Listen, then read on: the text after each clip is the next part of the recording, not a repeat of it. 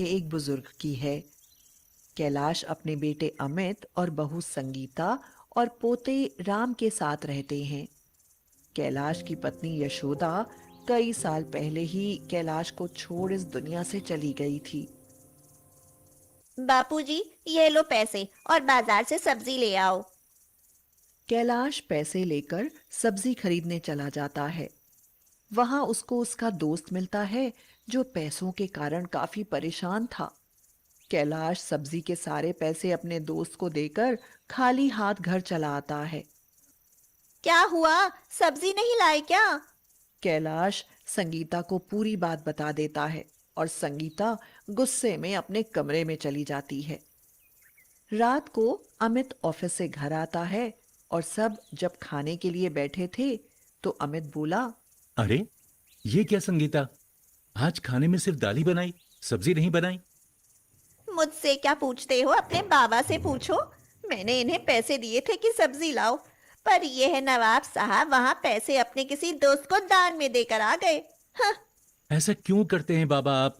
आपकी इन्हीं हरकतों के कारण एक दिन हम रास्ते पर आ जाएंगे। अरे बेटा, उसे पैसों की बहुत जरूरत थी। तो यहाँ कोई अनाथ आश्रम खुला है क्या, जो यहाँ से आप किसी को भी पैसे बांटते फिरेंगे? मैं दिन भर मेहनत करके पैसे कमाता हूँ और आप इस तरह पैसे बर्बाद करते रहेंगे। अमित यह कहकर बिना खाए गुस्से में अपने कमरे में चला जाता है। संगीता भी अमित के साथ कमरे में चली जाती है। संगीता, तुम कोई नौकर क्यों नहीं रख लेती घर में? नौकर क्यों, जब घर में बाबूजी हैं ना। दिन भर बस खा पी कर पड़े जो रहते हैं, उन्हें काम करने में क्या तकलीफ होती है भला। अगले दिन सुबह राम बेटा, जल्दी तैयार हो जाओ, मैं ऑफिस जाते जाते तुम्हें स्कूल छोड़ दूंगा। अरे आप क्यों तकलीफ करते हो जी, वह आपके बाबा हैं ना, उन्हें क्या काम है, वह छोड़ आएंगे राम को स्कूल। अमित ऑफिस चला जाता है। बाबूजी, जाइए राम को स्कूल छोड़ाइए जरा। बहू, मुझे एक कप चाय तो पिला दो। पहले राम को स्कूल तो छोड़ाओ, फिर अपने हाथ से बनाकर पी लेना चाय। हाँ। बेचारा कैलाश अपने पोते राम को लेकर स्कूल चला जाता है। राम को स्कूल छोड़ने के बाद कैलाश जब वापस घर आता है तो संगीता उससे कहती है, अरे बाबूजी, मुझे घर में बहुत काम है, क्या आप घर की सफाई कर दोगे? ये क्या कह रही हो बहू? क्या बाबूजी, वैसे भी दिन भर आप खाली ही तो रहते हो, थोड़ा काम कर लेंगे तो क्या हो जाएगा। बेचारे कैलाश इस उम्र में घर का सारा काम करते हैं, झाड़ू पोछा लगाते हैं। संगीता ऐसे ही कैलाश पर अत्याचार करती रहती है और दिन भर बूढ़े बाप से सारा काम करवाती रहती है। एक दिन संगीता की एक सहेली मनीषा उसके घर आती है।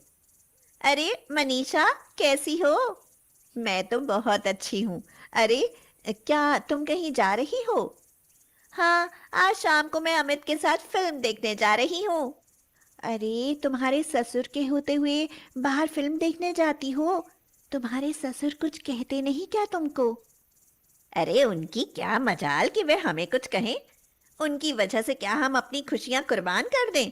अरे वाह, तुम कितनी लकी हो, तुम्हें इतना प्यार करने वाला पति मिला। मेरे घर में तो बस मेरे ससुर की ही चलती है, उन्हीं के बताए रास्ते पर हमें चलना ही पड़ता है। अरे मनीषा, तेरे ससुर की बात अलग है, वे पेशे से कितने रईस हैं, पैसे वाले हैं, और मेरे ससुर तो भूखे नंगे हैं, उल्टा हम पर बोझ बने बैठे हैं। हाँ। संगीता और मनीषा की सारी बातें कैलाश सुनता है और उसकी आंखों से आंसू बहने लगते हैं। अरे ओ बाबूजी, आपको दिखाई नहीं देता क्या घर में मेहमान आए हैं? जाओ हमारे लिए चाय बना कर ले आओ। कैलाश बूढ़े बदन से हल्के हल्के पांव लिए किचन में जाकर चाय बनाते हैं। मनीषा चाय पीकर वहां से चली जाती है। अरे ओ बाबूजी, कहाँ मर गए? यह लो पैसे और बाजार से सामान ले आओ। और हाँ, पिछली बार की तरह पैसे किसी को दान मत दे देना, वरना घर में आने नहीं दूंगी। हाँ। बहू, मुझे थोड़े पैसे और दे दो, मैं डॉक्टर के पास भी जाने वाला हूँ, मेरी तबीयत खराब है। बहाने मत बनाओ, दिन भर खा पी कर पड़े रहेंगे तो हाथ पैर दुखेंगे ही ना। थोड़ा काम करो तो शरीर अच्छा रहेगा। बेचारे कैलाश दिन भर काम करने के बाद थके हारे बाजार चले जाते हैं। बाजार से आते वक्त रास्ते में कैलाश को बुखार के कारण चक्कर आ जाते हैं और वह बेहोश हो जाते हैं। इधर घर में फोन आता है कि कैलाश गिरकर बेहोश हो गए हैं। सब बहाने बना रहे हैं, कामचोर बाबूजी। हाँ, यह कहकर संगीता फोन काट देती है। रात को अमित ऑफिस से घर आता है। उसी वक्त कैलाश को दो लोग घर छोड़ने आते हैं। अरे पापा, ये क्या हुआ? वो बेटा, मुझे चक्कर आ गए थे। अरे अमित, इन्हें काम वाम तो करना नहीं है, तो बहाने बनाकर आ गए कि चक्कर आ गए मुझे। ये क्या बाबा, दिन भर घर में बैठे बस खाते पीते रहते हैं। थोड़ा घर का काम कर लेंगे तो क्या बिगड़ जाएगा आपका? अब मैं कमाने जाऊं या घर का काम करता रहूं या आपको संभालता रहूं? परेशान हो गया हूं मैं आपकी इन हरकतों से। क्या करें अमित, मुझे भी दिन भर ये ऐसे ही परेशान करते रहते हैं।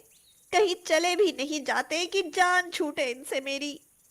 अगले दिन कैलाश अमित के पास आते हैं और कहते हैं, अमित बेटा, मुझे मेरे दोस्त के घर छोड़ दो।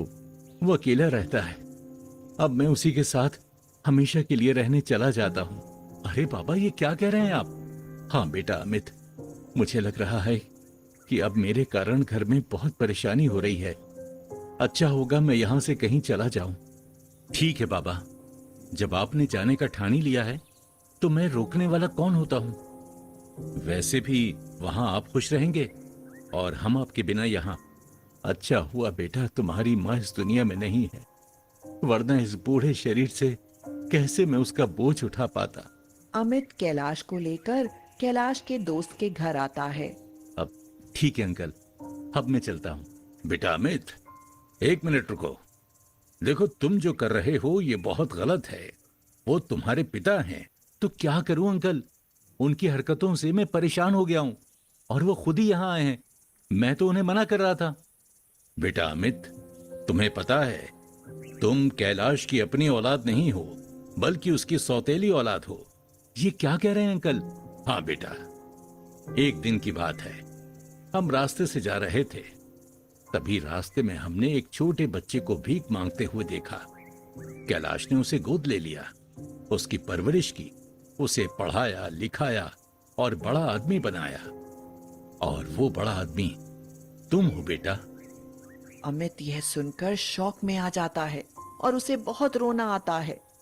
वह अपने बाबा के पास जाकर माफी मांगता है और गिड़गिड़ाता है, पर कैलाश उसे माफ नहीं करते।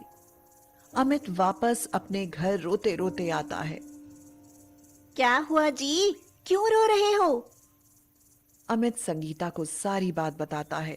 संगीता यह सुनकर रोने लगती है।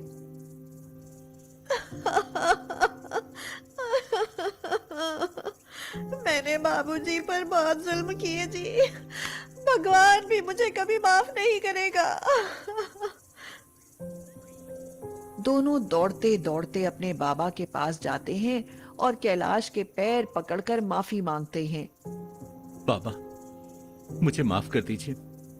हमने आपके साथ बहुत गलत किया है। आपने मुझ अनाथ की परवरिश की, मुझे पाला पोसा, अपने घर में जगह दी, और मैंने ही आपको घर से बेघर कर दिया।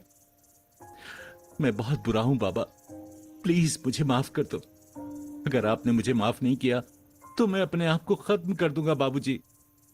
नहीं बेटा, ऐसे नहीं कहते। कैलाश अपने बच्चों को गले लगा लेते हैं और दोनों को माफ कर देते हैं और फिर सब खुशी खुशी एक साथ रहने लगते